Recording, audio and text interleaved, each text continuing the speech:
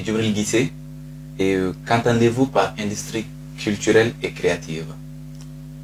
Merci beaucoup, Amadi, pour cette question pertinente.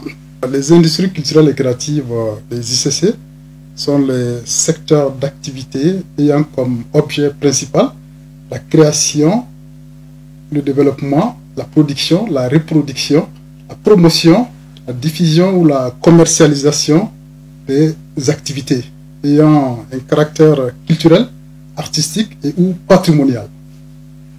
Les secteurs des ICC enveloppent ou couvrent ou embrassent un certain nombre de secteurs culturels, notamment la musique, la mode, le design, la gastronomie, le cinéma, la littérature, etc.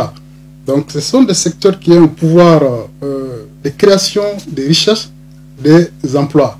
Donc qui ont pour vocation aussi de stimuler le tourisme, mais également d'attirer les investisseurs.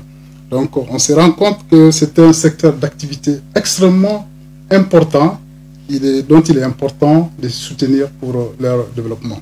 Aujourd'hui, les industries culturelles et créatives ont un impact extrêmement important et crucial sur l'économie mondiale. Ce sont 3% du PIB mondial et 30 millions d'emplois créés. Selon l'étude stratégique réalisée par le cabinet EY au compte de l'AFD, réalisée en 2018, les industries culturelles, ce sont 49 milliards de dollars, soit 1,1% du PIB en Afrique. Mais aussi, ce sont 2 millions d'emplois directs créés. Que les ICC ont un impact de premier ordre sur nos économies en Afrique de l'Ouest. En ce sens que l'un des défis majeurs qui se pose à notre continent, c'est le chômage endémique qui se trouve, qui est un terreau fertile pour le terrorisme, l'extrémisme violent. Donc il est extrêmement important de soutenir ces secteurs. C'est la raison pour laquelle les ICC ont été choisis comme thème, dont on va parler tout à l'heure, quel mécanisme de financement innovant pour l'émergence des ICC en Afrique de l'Ouest. Madame Bintou, parlez-nous du SICAO, le Salon des industries culturelles et créatives en Afrique de l'Ouest. Le SICAO, le Salon des industries culturelles et créatives en Afrique de l'Ouest, est une plateforme d'exposition et de promotion des industries culturelles et créatives de l'Afrique de l'Ouest.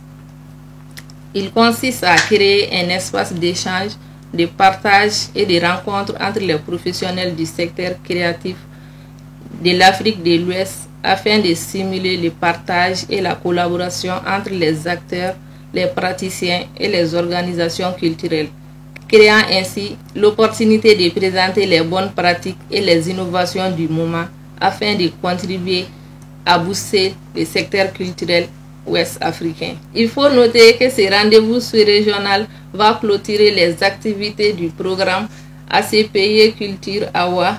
Pour cette première édition, nous attendons plus de 30 organisations culturelles et créatives, plus de 150 professionnels de l'art en provenance de 25 pays d'Afrique et d'ailleurs. Alors, Madame Mamakone, pouvez-vous nous parler de la foire des ICC que vous coordonnez en tant que présidente du réseau KIA? La foire des ICC consiste à exposer environ 30 entreprises culturelles et créatives de plus de 10 pays de l'Afrique de l'Ouest pendant 3 jours à Ségou. C'est un espace d'exposition, de promotion des ICC de la sous-région. Cette foire va être l'occasion pour les acteurs des ICC de l'Afrique de l'Ouest présents au SICAO de montrer leur savoir-faire, de partager leurs expériences et de créer des opportunités de collaboration avec les autres. Alors, quelles sont maintenant les composantes du SICAO 2023? Les composantes du SICAO 2023 sont la foire des ICC, il y a aussi les talks Maya Blue, il y a la table ronde autour du thème « Quel mécanisme de financement innovant pour l'émergence des ICC en Afrique de l'Ouest ?»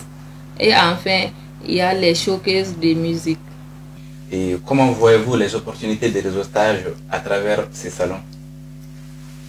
Le SICAO est une importante rencontre entre les acteurs des ICC de l'Afrique de l'Ouest et d'ailleurs. Il constitue la plus grande opportunité pour le renforcement du réseautage et de partage d'expériences pour les membres du réseau KIA et l'ensemble des artistes et acteurs culturels du Mali, à travers la mise en place d'un cadre propice aux rencontres professionnelles. Le CICAO, c'est aussi l'espace de promotion pour les talents émergents de la musique en Afrique de l'Ouest, à travers les showcases de la musique. Alors, nous vous invitons tous à participer massivement à cette première édition du Salon des industries culturelles et créatives en Afrique de l'Ouest du 20 au 22 octobre 2023. Djibril Guissé, parlez-nous du Talk Maya Blo et de la table ronde du CICAO 2023. Merci beaucoup, M. Sissou. Le CICAO, c'est aussi des espaces d'échange et de partage d'expériences à travers notamment les Talk Maya Blo et les tables rondes, effectivement. Le Talk Maya Blo est un espace d'échange sur les innovations, les success stories, les best practices en lien avec les industries culturelles et créatives afin de créer des nouveaux narratifs pour notre continent. Aussi, tout en s'ouvrant au monde. Et cette plateforme va permettre de s'inspirer également de nos valeurs culturelles. Et des artistes, des entrepreneurs à succès seront là, provenant de toute l'Afrique de l'Ouest, pour célébrer avec nous les industries culturelles et créatives. La table ronde du CICAO, c'est un espace d'échange d'expériences, de partage d'expériences sur les meilleures pratiques, et consiste à inviter des experts, des acteurs culturels, des artistes du secteur culturel et créatif, mais également des décideurs, des chercheurs, des partenaires financiers pour échanger sur la thématique centrale, quel mécanisme de financement innovant pour l'émergence des ICC en Afrique de l'Ouest. En marge du CICAO, nous organisons également l'université d'été qui commence à partir du 12 octobre déjà, du 12 au 22 octobre. Et après les universités d'été de Lomé et d'Accra, successivement en 2021 et 2022, celle de Ségou va s'organiser à partir du 12 octobre, comme je l'ai dit, pour célébrer les industries culturelles et créatives, mais également pour célébrer l'ensemble des acteurs culturels et artistes du continent, et surtout les 400 acteurs et artistes qui ont bénéficié du financement du projet AWA, de la Fondation Festival sur le Niger, qui est engagée à travers le Centre culturel coréen. Et cela, ce programme AWA, qui se trouve à sa fin, en fait, donc qui a permis d'aider, d'appuyer les artistes et acteurs culturels du continent à travers des financements structurants, les réseautages, etc. Madame Mamakone, votre mot de conclusion. Merci, M. Sow. Nous invitons tout le monde, car ce salon, c'est une première au Mali. Et la participation de tout un chacun, surtout les acteurs, les opérateurs culturels, nos financiers aussi, de venir voir 3 jours d'échange et de partage. Ça mérite d'être vu et admiré. Merci. Merci. Et Djibril Guissé, votre dernier mot. Merci beaucoup. En fait, comme l'ont dit les collègues, nous invitons ici l'ensemble des acteurs culturels, l'ensemble des artistes du continent et d'ailleurs, mais aussi les populations à venir célébrer avec nous les industries culturelles et créatives pour leur émergence dans notre continent. Merci. Pour terminer, Madame la coordinatrice du CICAO, votre dernier mot. Nous remercions tout d'abord l'équipe de Corée Web TV pour nous avoir donné l'occasion de parler un peu du CICAO.